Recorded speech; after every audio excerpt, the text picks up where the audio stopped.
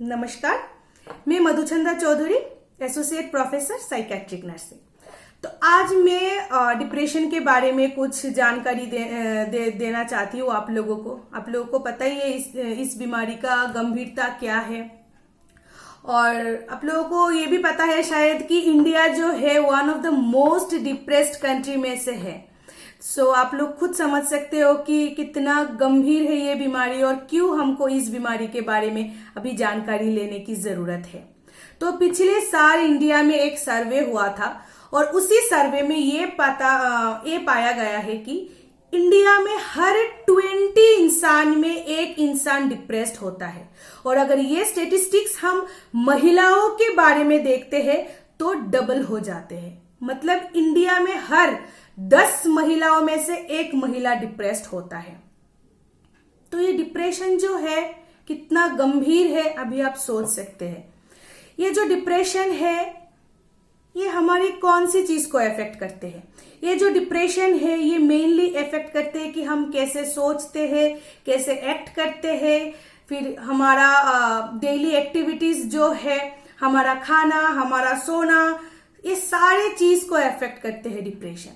तो ये डिप्रेशन का लक्षण क्या है? हम कैसे जान पाए कि हम डिप्रेशन में भोग रहे हैं? ठीक है, तो यहाँ पे मैं कुछ डिप्रेशन का लक्षण अभी बताऊंगी। डिप्रेशन का जो पहला लक्षण है वो है कि मन उदास रहना।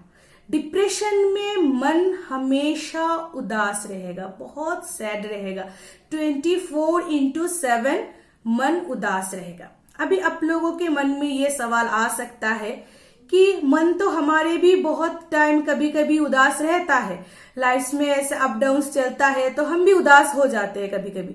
तो क्या हम भी डिप्रेस्ड है?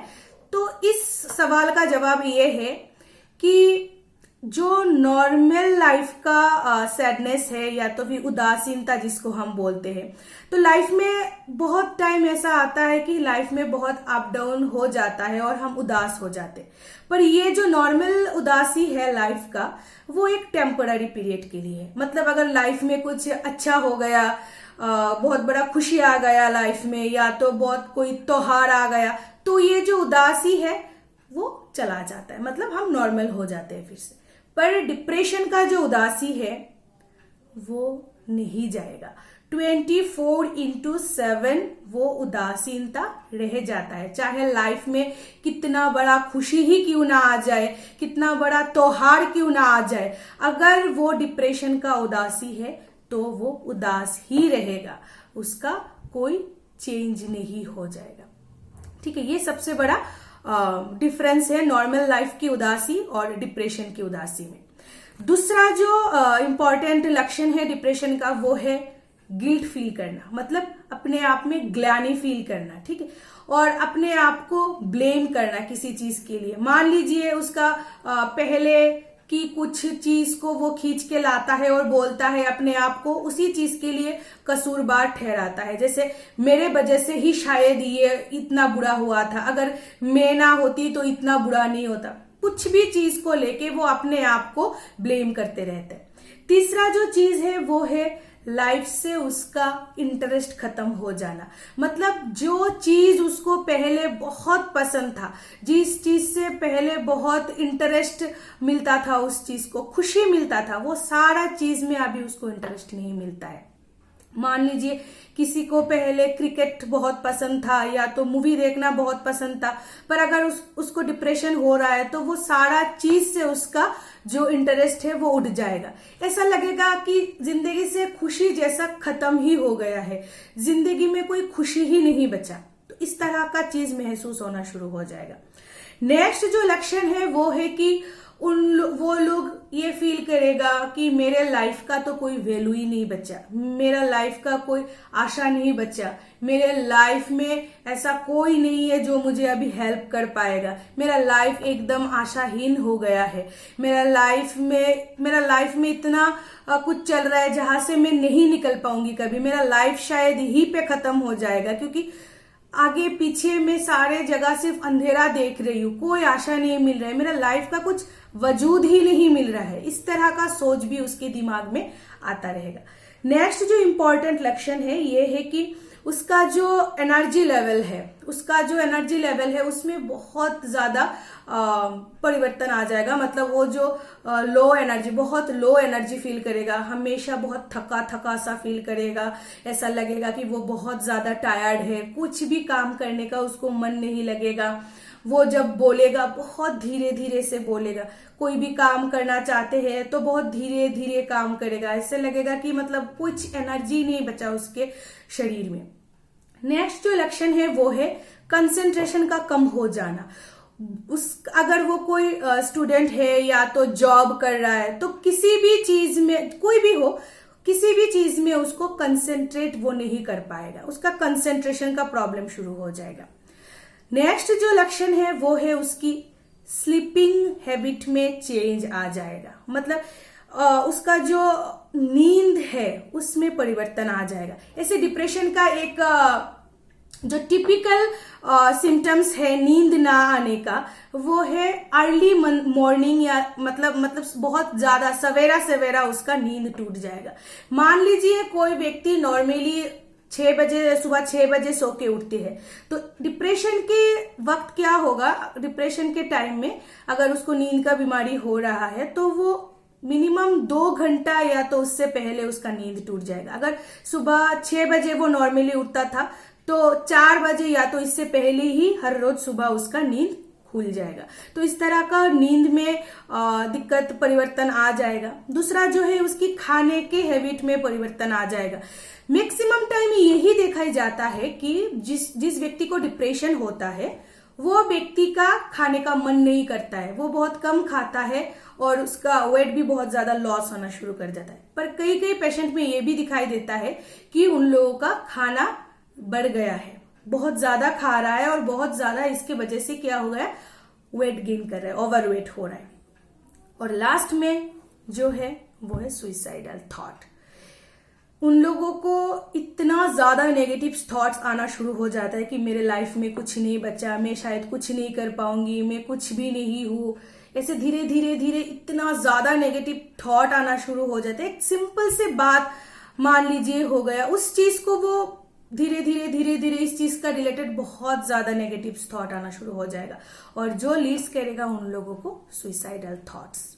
ठीक है, तो ये सारा जो लक्षण है, ये सारा लक्षण अगर किसी भी व्यक्ति में 2 हफ्ते या तो उससे ज्यादा टाइम तक कंटिन्यूअस चल रहा है तो हम बोल सकते हैं कि उस व्यक्ति को शायद डिप्रेशन हुआ है। तो डिप्रेशन का कारण क्या हो सकता है, क्यों होता है ये डिप्रेशन? तो डिप्रेशन का जो कारण है मेनली हम 2 कंपोनेंट में बोलते हैं। एक है बायोलॉजिकल कंपोनेंट और दूसरा है हमारा साइकोलॉजिकल कंपोनेंट। जो बायोलॉजिकल कंपोनेंट है उसमें जैसे कि हमारे ब्रेन में कुछ केमिकल्स होता है, कुछ न्यूरोट्रांसमीटर होता है, जैसे कि डोपामाइन, सेरोटोनिन और नॉरएपिनेफ्रिन मेनली माना जाता है कि इस न्यूरोट्रांसमीटर्स की कमी की वजह से डिप्रेशन होता है। दूसरा बायोलॉजिकल में ऐसा बोला जाता है, अगर अपने पिता माता या तो फिर अपने रिलेटिव में से, फर्स्ट डिग्री रिलेटिव में से किसी को भी अगर डिप्रेशन की बीमारी है तो बच्चे में ट्रांसफर होने का चांसेस बहुत ज्यादा रहता है। और साइकोलॉजिकल कारण में ये बोला जाता है, अगर लाइफ में हमारा कुछ बहुत बड़ा अनवांटेड चेंज हो गया, ठीक है, ऐसा हमारा लाइफस्टाइल में बहुत बड़ा कोई चेंज हो गया या तो फिर कुछ अनवांटेड जो हम नहीं चाहते थे इस तरह का कोई चेंज हो गया, जैसे कि डाइवोर्स हो जाना, अपने ही कोई मतलब प्रियजन का डेथ हो जाना, या तो बहुत बड़ा फिनेंशियल लॉस हो जाना, या तो फिर कुछ भी इकोनॉमिक प्रॉब्लम, जॉब लॉस हो जाना, कोई भी पेंडेमिक सिचुएशन जैसे कि अभी की हालत में चल रहा है, अभी जो कोविड-19 का पेंडेमिक चल रहा है, इसकी वजह से बहुत सारे लोगों का जॉब चला गया है, बिजनेस में लॉस हो गया है और उन लोगों का जो normal day to day lifestyle है उसमें भी बहुत ज्यादा चेंजेस हो गया। तो इसके वजह से क्या हो रहा है, बहुत ज्यादा लोग क्या हो रहा है, डिप्रेस्ड हो रहा है। अभी फर्स्ट लॉकडाउन शुरू होने के बाद ही एक सर्वे किया गया था और उस सर्वे में पता चला है कि इंडिया में फर्स्ट लॉकडाउन के बाद से डिप्रेशन का केस 20% इंक्रीज हो गया है। तो मतलब कितना ज्यादा हो गया है आप लोग सोच ही सकते हो। तो ये सारे कारण में डिप्रेशन हो सकता है। अभी किसी के मन में ये सवाल आ सकता है, अगर जिसके पास सब कुछ है, गाड़ी है, बंगला है, घर है, अच्छा रिलेशनशिप स्टेटस चल रहा है, क्या वो उसको भी डिप्रेशन हो सकता है? तो आंसर है हाँ, डिप्रेशन किसी को भी कभी भी हो सकता है। ये किसी का सोशियो इकोनॉमिक स्टेटस देख के नहीं आता है, ये कभी भी हो सकते हैं, बिना वजह से भी डिप्रेशन हो सकता है। ठीक है, तो अभी जो मेन चीज है वो है, क्या डिप्रेशन ट्रीटेबल है, क्या डिप्रेशन का इलाज पॉसिबल है या नहीं? तो इसका आंसर भी है हाँ, डिप्रेशन का ट्रीटमेंट पॉसिबल है। और डिप्रेशन एक ऐसा बीमारी है, मानसिक बीमारी है, जिसका 100% क्योर भी पॉसिबल है। तो डिप्रेशन की बीमारी के ट्रीटमेंट के लिए मेनली जो हम यूज करते हैं वो है, हम मेडिसिन यूज करते हैं, जैसे कि anti depression drugs mainly use किया जाता है। जो ड्रग्स क्या करते हैं, हमारे ब्रेन की जो सेरोटोनिन का जो परिमाण है कम हो जाता है, उसको इंक्रीज करने में हेल्प करता है, जिसके कि क्या होता है, हमारे डिप्रेशन का जो साइंस एंड सिम्टम्स है वो बहुत मात्रा में कम हो जाता है। ठीक है, दूसरा जो ट्रीटमेंट हम करते हैं वो है साइकोलॉजिकल ट्रीटमेंट, साइकोलॉजिकल थेरापीज के ट्रीटमेंट। तो बेस्ट रिजल्ट कब आता है? जब हम मेडिसिन और साइकोलॉजिकल ट्रीटमेंट दोनों को कंबाइन करके किसी पेशेंट पे यूज करते हैं, तब जाके बेस्ट रिजल्ट आता है। तो साइकोलॉजिकल ट्रीटमेंट्स में हम मेनली क्या कर सकते हैं डिप्रेशन के लिए? जो मेनली यूज किया गया काउंसलिंग टेक्निक है वो हम यूज कर सकते हैं, कॉग्निटिव बिहेवियरल थेरेपी। वो बहुत ज्यादा मतलब असरदार साबित हुआ है डिप्रेशन के बीमारी के लिए। तो कॉग्निटिव बिहेवियरल थेरेपी में हम लोग क्या करते हैं? कॉग्निटिव बिहेवियरल थेरेपी में एक लंबा प्रोसीज्यूर है, स्टेप वाइज थेरापिस्ट करते रहते हैं, मैं थोड़े सिंपल में बोल रही हूँ। इसमें मेन जो क्या करता है, इसमें हमारा जिसमें डिप्रेशन होता है जिन लोगों को, उन लोगों के दिमाग में जितना भी नेगेटिव थॉट्स चल रहा है, वो सारा नेगेटिव थॉट को क्या करता है, पॉजिटिव थॉट में रिप्लेस करने के लिए उन लोगों को हेल्प करता है। तो ये मेन कारण होता है कॉग्निटिव थेरेपी देने का। ठीक है, तो नेक्स्ट हम क्या कर सकते हैं? दूसरा चीज, हम योगा, मेडिटेशन, एक्सरसाइज, वो सारे चीज कर सकते हैं। वो सारा चीज भी बहुत पावरफुल होता है डिप्रेशन को रिड्यूस करने के लिए। और सबसे इंपॉर्टेंट, टॉक थेरेपी, जो भी एक काउंसलिंग का टेक्निक है, कि अपने जो फीलिंग्स है वो वेंटिलेट कीजिए, अपना फीलिंग्स अपने अंदर मत दबाइए। अगर इस तरह का कोई भी साइंस एंड सिम्टम्स आपके अंदर आ रहा है तो प्लीज टॉक इट अप, आप शेयर कीजिए, ताकि थेरापिस्ट जो है, काउंसलर जो है, आपको मदद कर सके आपकी इस जो थॉट्स है, इस थॉट से बाहर निकालने में। तो प्लीज, अगर इस तरह का किसी को भी साइंस एंड सिम्टम्स या लक्षण किसी का भी दिख रहा है, आप में है, हम में है, या आपके आसपास किसी में भी दिख रहा है, तो प्लीज आप लोग जल्द ही जल्द नियर बाय जो साइकियाट्रिस्ट है उसके पास जाइए, उनसे कांटेक्ट कीजिए और उनका इलाज जल्द ही जल्द शुरू कीजिए। डिप्रेशन एक मानसिक बीमारी है और उससे शर्म करने की कोई भी जरूरत नहीं है। जैसे हम लोगों को बुखार होती है, सर्दी होते है, खांसी होते है, हम डॉक्टर के पास जाते हैं, दवाई लेते हैं और ठीक हो जाता है। ठीक इसी तरह डिप्रेशन भी एक बीमारी है, उससे शर्म करने की प्लीज कोई जरूरत नहीं है। आप डिप्रेशन है, आप साइकियाट्रिस्ट के पास जाइए, ट्रीटमेंट शुरू कीजिए और डिप्रेशन से बाहर निकाल जाइए। तो ये वीडियो करने का मेरा यही मकसद था कि अभी का जो सिचुएशन चल रहा है, बहुत ज्यादा लोग इस पेंडेमिक सिचुएशन में, लॉकडाउन में बहुत ज्यादा लोग रिपोर्ट कर रहा है कि वो लोग डिप्रेस्ड फील कर रहा है। तो ये सारा लक्षण आप लोग पहचानिए कि यही सारा लक्षण हो रहा है, तो आप लोगों को शायद डिप्रेशन हो रहा है, तो आप जल्द से जल्द साइकियाट्रिस्ट के पास जाइए और अपना ट्रीटमेंट शुरू कीजिए। तो मेरा सबसे यही दरखास्त रहेगा कि आप लोग इस वीडियो को ज्यादा से ज्यादा शेयर करें, ताकि बाकी लोगों को भी डिप्रेशन के बारे में जानकारी हो सके और जल्दी से जल्दी वो लोग डिप्रेशन का ट्रीटमेंट शुरू कर सके। तो मैं ट्राई करूंगी आप लोगों को इसी तरह मानसिक बीमारियों के बारे में थोड़ा कुछ जानकारी देने के लिए। नमस्कार।